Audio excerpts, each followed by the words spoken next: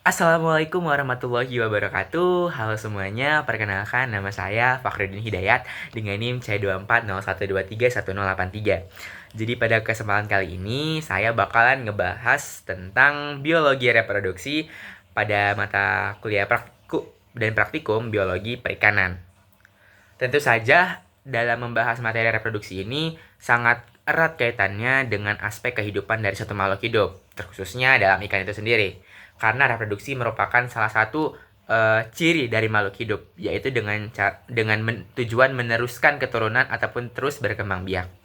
Salah satu aspek yang sangat erat kaitannya dengan kehidupan ikan itu sendiri adalah bagaimana cara dan bagaimana strategi ikan-ikan yang berbeda ini bisa melanjutkan keturunannya, karena membahas tentang ikan itu sendiri sangat kompleks dan mereka punya banyak strategi dan cara-cara agar keturunan mereka terus berkembang. Nah, jadi pada kesempatan kali ini saya bakal ngebahas hal-hal penting yang bakalan mungkin teman-teman ingin ketahui dan penasaran terkait biologi reproduksi. Oke, jadi konsep utama dalam biologi perikanan itu adalah tentang seksualitas ikan tersebut. Jadi kalau dalam ikan itu ada yang namanya gonohorisme dan juga hermafroditisme. Nah, apa sih itu gitu? Oke. Jadi gonohorisme itu merupakan eh, alat kelamin ikan ya. Oh ya, bentar. Aku jelasin dulu. Jadi kalau dalam ikan ya, ikan itu punya dua alat reproduksi. Yang pertama alat reproduksi primer dan yang kedua sekunder. Nah, yang primer itu ada dalam tubuh ikan ya, namanya gonad. Gonad itu merupakan alat kelaminnya. Nah, sedangkan yang sekunder itu yang bisa dilihat penampakannya dari fisik, dari luar. Pada beberapa ikan itu ada namanya clasper dan juga cloaca gitu. Nah, jadi kalau clasper itu tuh untuk jantan. Maaf, kalau misalnya clasper buat betina dan cloaca untuk jantan. Ya.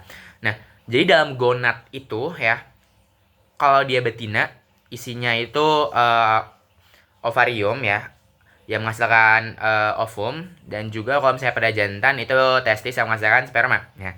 Oke, lanjut lagi ke gonohorisme dan hermafroditisme. Gonohorisme itu merupakan di mana kasus ikan tersebut ya, alat kelaminnya itu udah jelas gitu, ketahuan dia itu jantan atau betina.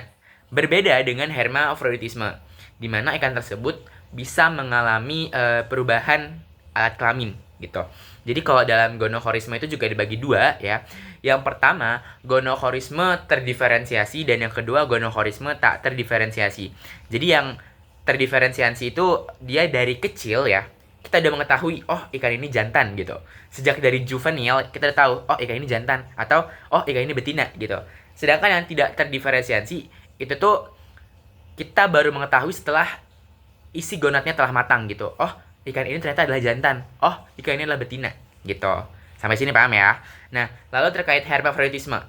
Hermafroditisme itu dibagi yang pertama ada namanya hermafroditisme sinkroni ya, dimana dalam satu gonad itu tuh dalam satu alat kelamin itu ada dua isinya, dibagi dua.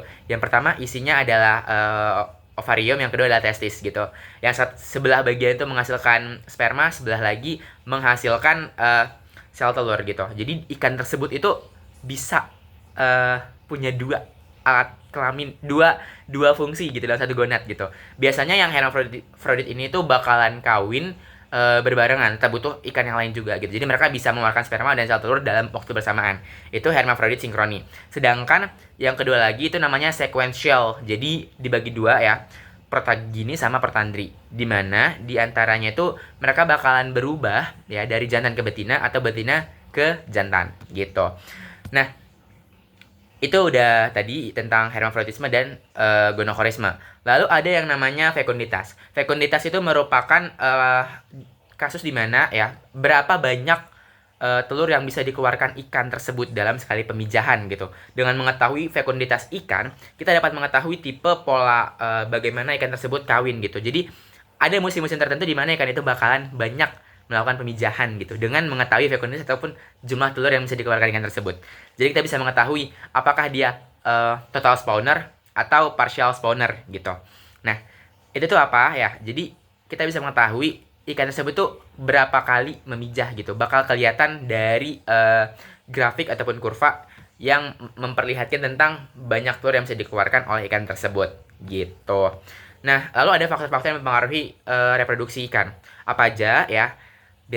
Pertama itu ada mungkin suhu ya. Suhu itu mempengaruhi ikan. Terus banyaknya makanan ataupun nutrisi itu benar-benar mempengaruhi dalam kematangan gonad ikan tersebut gitu. Kematangan gonad ikan juga dibagi jadi beberapa tingkatan, mulai dari proses pematangan sampai proses pengeluaran telur ikan gitu.